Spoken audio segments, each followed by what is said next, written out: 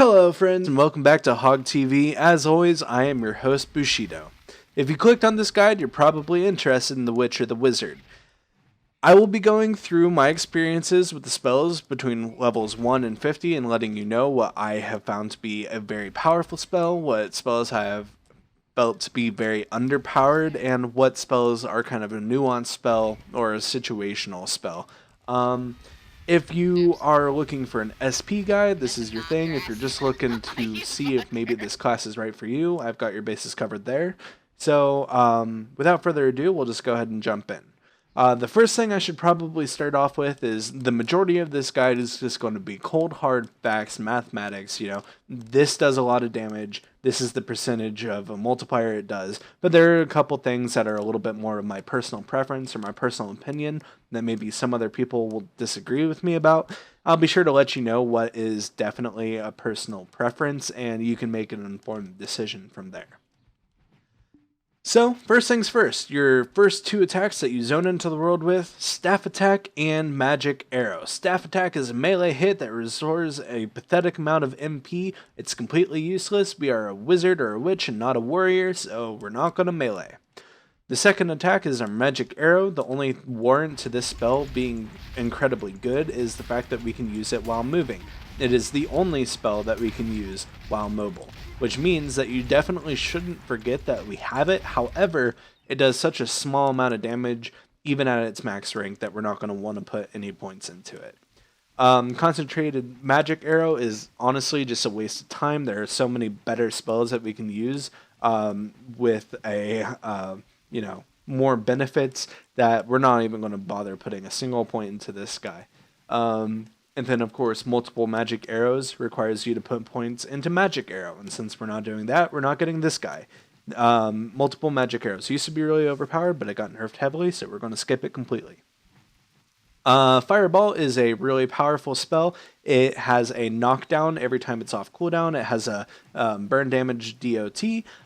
Everything about it is really great. It's your typical fireball cast animation into a fireball shooting out. The only other thing to note is that it is AoE innately, so it's going to do 100% of its damage in a splash radius around it. So really powerful spell, no reason not to pick it up ASAP. However, I would highly advise maxing it immediately, and I'll go into why just a little bit. I'm actually going to go ahead and skip down to the next ability that we'll get that's offensive, which is called Lightning Chain. This is your typical chain lightning spell. It hits up to 3 people at its base rank and up to 6 people at its maximum rank. Early on in the game, this is going to be a really powerful spell for grinding, AoE grinding, all that kind of jazz. Eventually, you will use it more for a pulling spell. As you can see here, if you start on this guy and sweep your mouse across, it'll actually hit everything, and now all these guys would be running towards me. Another really great aspect to this ability is that it gives stiffness, which will make them slow, so even as you pull everything, they'll be slowed down so they won't bum rush you. You have plenty of time to AoE them down and all that kind of jazz, making it a really awesome spell for pulling.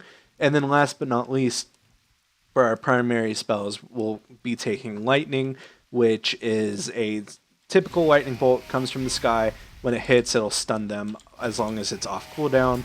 And yeah, that's really all there is to this one. The radius is pretty small. The damage is higher than the other two by a little bit, so definitely put a point into this. But once again, like the other two, we're not going to max it right away. Now, you might be asking yourself, if these are my primary abilities, why am I not going to max them right away? And I will tell you exactly why. Because they have combo spells that are substantially better than them. So, Fireball leads into another ability called Fireball Explosion. What this does is it will take your ball that you shoot out from Fireball, and then it'll explode a second time for a substantial amount more damage. So, as you can see here, at max rank, your Fireball Explosion has a massive 2,795% damage multiplier on only a 13-second cooldown. As a pretty low mana cost, the damage scales slightly with your total mana, and it has a dot component to it as well as a short snare. It's a great combo for CC and damage. There's no reason not to max this sucker right away. And then we'll go ahead and jump back down, keeping it in order to our lightning chain that ironically has a chain into lightning storm. So this sucker actually does even more damage than Fireball Explosion at a total base damage of 2,955% damage multiplier on a 12-second cooldown. So even more damage for a little bit less of a cooldown timer than Fireball Explosion, with a moderate mana cost a little bit higher, and an increased 75% chance to crit, which of course is really great, and an additional 13% chance to hit. It also applies to slow like its predecessor. So this is a really great ability. The only thing to say out of this one is, out of all the combos that you'll be unlocking, this is kind of the more niche ability, the more situational ability, because its radius is very, very small, similar to lightning. It'll by far has the smallest radius, so while it is incredibly powerful, you definitely want to use it on very clumped up enemies, or on enemies that are within melee range of you. Another thing to note about this spell that is really fantastic is you actually don't even need to wait for a tick of the lightning chain. So as you can see here, I'll cast lightning chain, instantly cancel it, and cast a instant cast lightning storm, making it by far the fastest combo that you can pull off. So instantly stop and boom. If you need to get a lot of really powerful burst damage out, that's the way you want to go.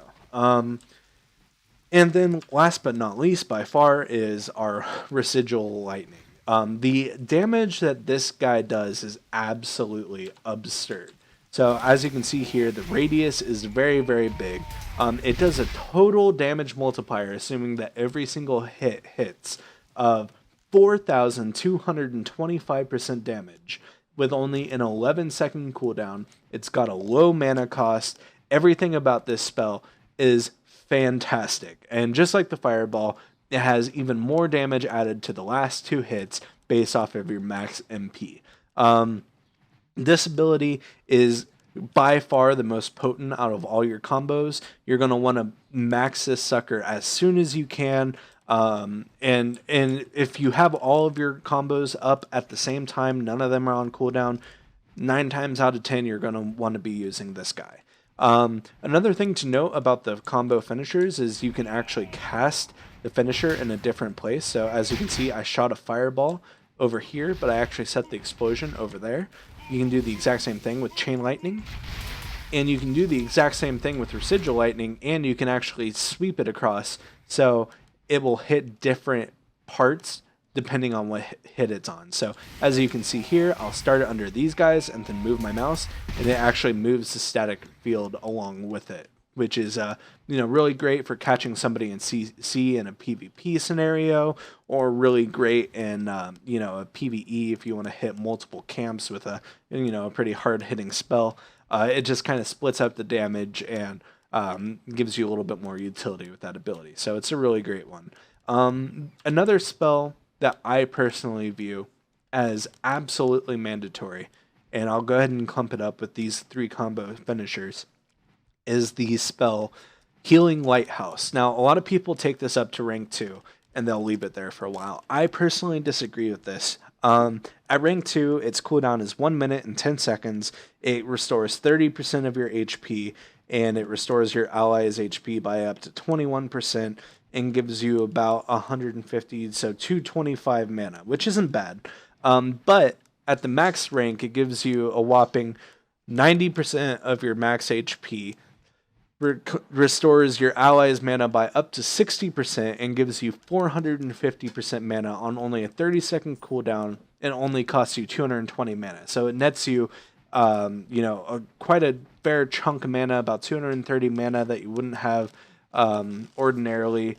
And there's really no reason, in my personal opinion, not to take this. People just put it off because they want more damage, but I really don't think that it's worth the utility.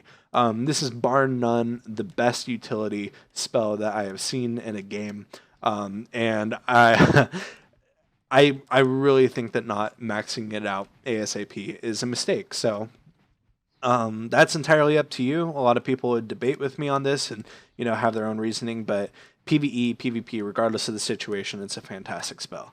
So scrolling back up, so we're not going too far out of order. At level around 20 to 25, you'll be able to invest in the spell Sage's Memory. Make sure that you get this. This spell is absolutely insane. Scrolling down at level 20 to 20, 17 to 20, you'll get a quest that unlocks Meteor Shower for you for free, no skill points required. So that's perfect. Go ahead and pick that up. Dagger Stab is actually a spell that I think is severely underrated. It actually does, at base rank, Dagger Stab 1 more damage than a Fireball at rank 4. Fireball at rank 4 does about 1200 damage, 1200% multiplier of damage, whereas the Dagger Stab does 1100% and has an additional 100% chance to crit.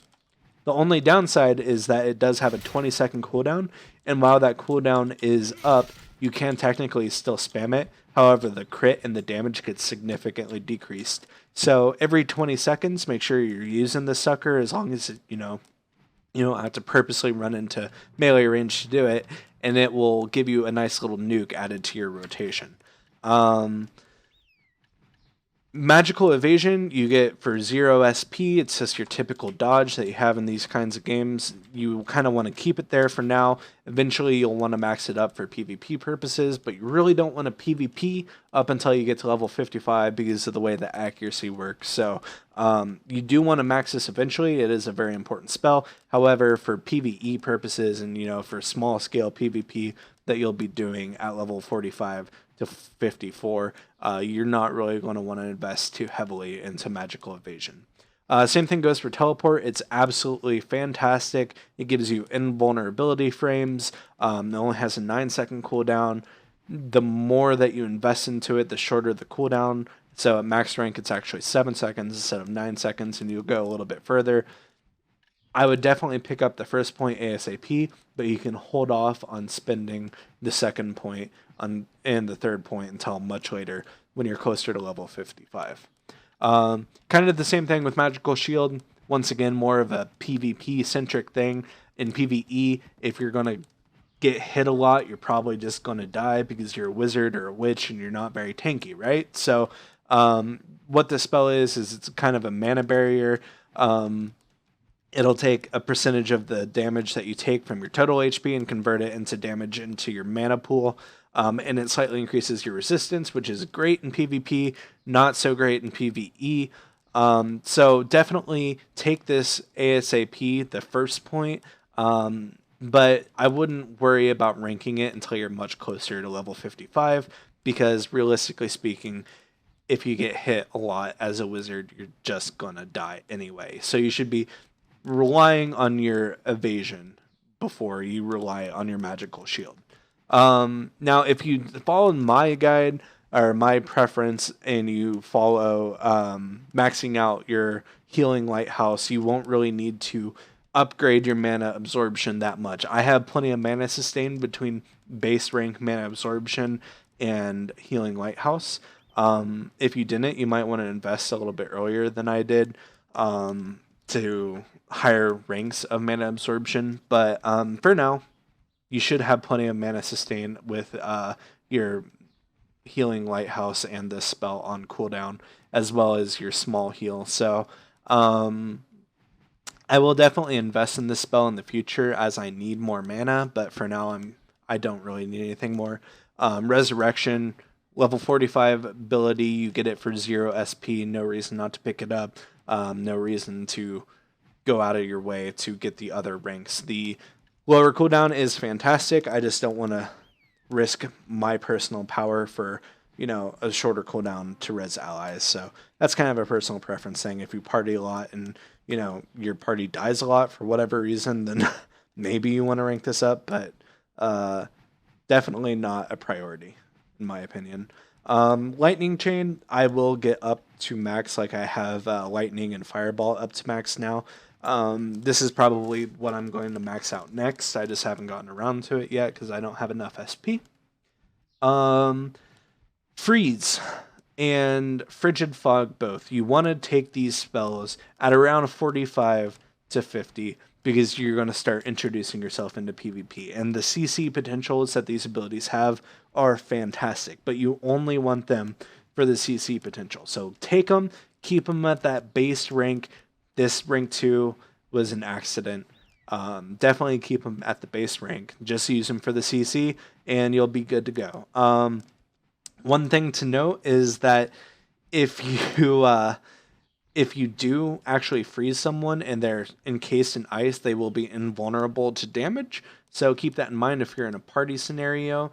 You can kind of mess up some of the combinations that your allies are using for damage in PvE specifically if you decide to throw this out. Freeze is really good because it's almost instant cast, as you can see there. And Frigid Fog is good because it has a pretty short cast, but it is an AoE freeze. And once the freeze is up for both of these spells, it actually leads into a knockdown. So it's a two-part CC where they get frozen and then they get knocked down. So it's a really fantastic two spells for pure CC usage. Blizzard is by far your best ultimate. Take a point into this ASAP, but don't max it. I'll go over the ultimates here in just a little bit and explain to you why exactly I say don't max it right away. Earthquake, I put a point into it. You don't have to, honestly. It's by far the least powerful ultimate that you can get. Not too many great things to say about Earthquake, honestly, but I think it looks fantastic and it's not completely useless. So definitely pick it up if you want to look cool. Earth's Response, you start with this. It's an okay ability, good for knockdowns and stuff like that. It's not very reliable. It's kind of hard to hit. So I would definitely not forget that you have it, but definitely don't put more points into it until much later. Protected Area, really good for like sieges and PvP and really good for world bosses. We'll be doing neither at level 50-ish, so hold off on that until later on. Healing Aura, just like Lightning Chain for me, I'm going to be maxing up very, very, very soon. Definitely one of those abilities that you want to put a point into immediately and definitely have a plan to max it eventually, but just make sure you do it after you get all of your essential damage and utility spells like Healing Lighthouse out of the way first. These two are kind of weird. Spellbound Heart and Magic Lighthouse. I tried both the abilities before my level 45 respec. They both sound like they would be really great abilities. However, the mana that you get back from Spellbound Heart and the cooldown, the mana that you get back is super duper small, and the cooldown is super duper high. Don't put any points into this. Save your SP. It's completely useless. Don't even take the base rank. It's just absolute garbage. Magic Lighthouse is actually a taunt. You would think that it would be a really great spell, especially for like kiting and stuff like that.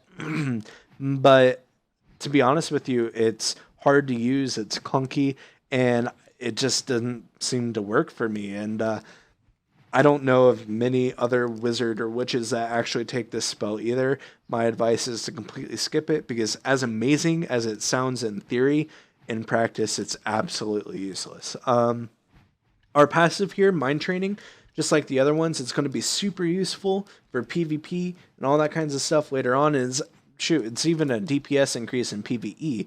Problem is when you look at the other spells where you go from the base rank of 280 times 5 hits to 571 times 5 hits, you're more than doubling your damage by investing SP into your actual spells, whereas when you go into the spell speed, you're getting those spells off slightly faster, and I mean slightly, 0.5% faster, at the cost of 3 SP. So it is a good passive. You should definitely invest into it after you've invested your SP into everything else that's important. So I'll definitely be looking to max this out before 55 and get it going for higher tier PvP, but for now I'm going to hold off on it and invest into it when I can. Right at level 55, I'm definitely going to get this plus 100 HP, only 10 skill points. No reason not to do it. So the only other thing to really briefly talk about is this bad boy right here, Speed Spell. It's actually a really powerful spell, especially at max rank. Attack speed, movement speed, and casting speed increased by 20% for 30 seconds with only a 50-second cooldown, which means that you have over 50% uptime on this bad boy. 20% spell speed is nothing to scoff at. Only problem is I didn't actually use it that much, especially in PvE, and I just kind of feel like it's more of a PvP centric, cooldown where you're dueling and you really want to get that extra speed in. I personally am going to take it for sure. I'm just going to wait until I'm a little bit closer to those PvP levels. So hold off on the speed spell for now, in my personal opinion. Like Healing Lighthouse, this is one of those things that might be a little bit more controversial. So, if you really want the speed spell, go ahead and take it.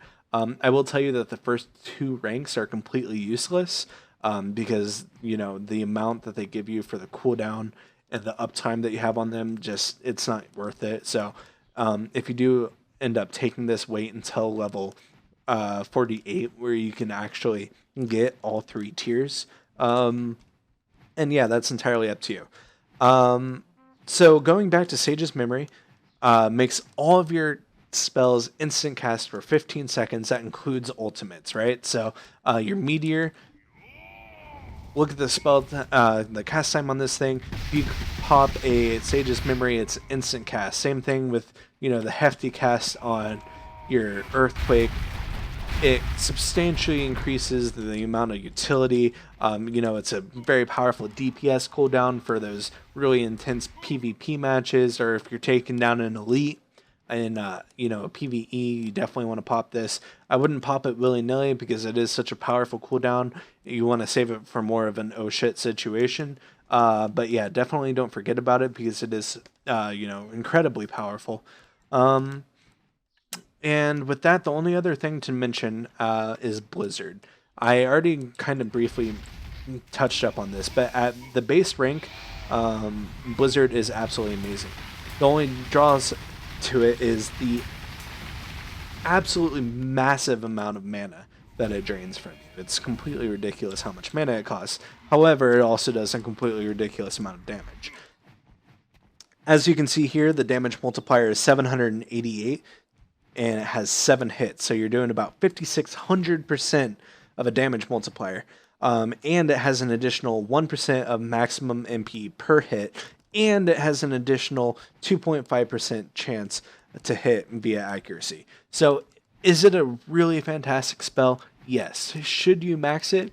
Absolutely. However, I would hold off onto it until you have everything else that could be considered important to you max. The reason why I say that is because max rank is 33 skill points, next rank is 22, so you're already looking at 55 skill points, another 18, and then whatever your base rank is, you're looking at anywhere from, 70 to 90 skill points for a single spell. And trust me, you do not want to be a one-trick pony and have that one trick be a 2-minute cooldown of a spell, you know what I mean? So, in my personal opinion, this spell is definitely worth maxing. In my personal opinion, this spell is definitely not worth rushing to max. So, definitely pick it up. Definitely utilize the tier 1. It's really powerful, even at its base tier. However, I really recommend against maxing it as quickly as you can. So with that, I do believe that we have covered all the abilities that you have as a wizard or a witch, and we'll go into some basic spell combos and go from there.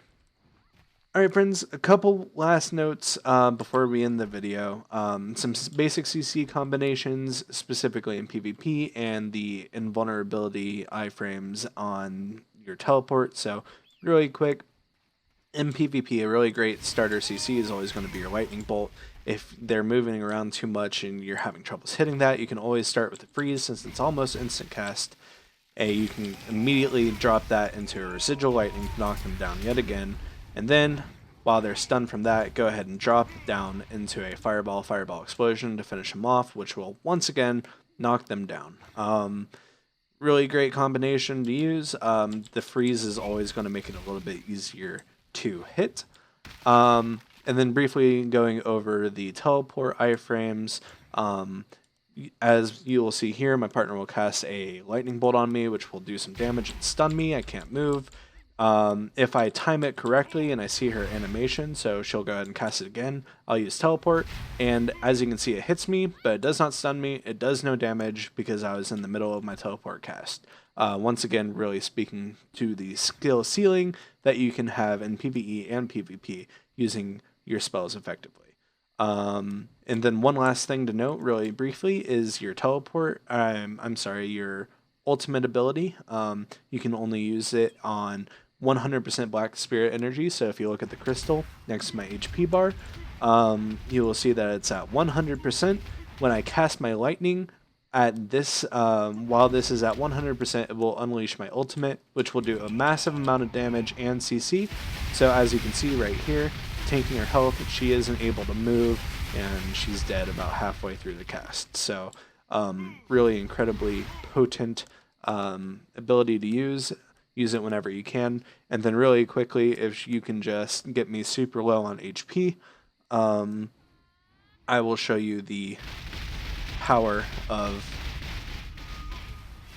your big heal. So as you can see, I am almost dead. I'll go ahead and use my healing Lighthouse, and it takes me back up to full HP. Hold up, friends, before you click away.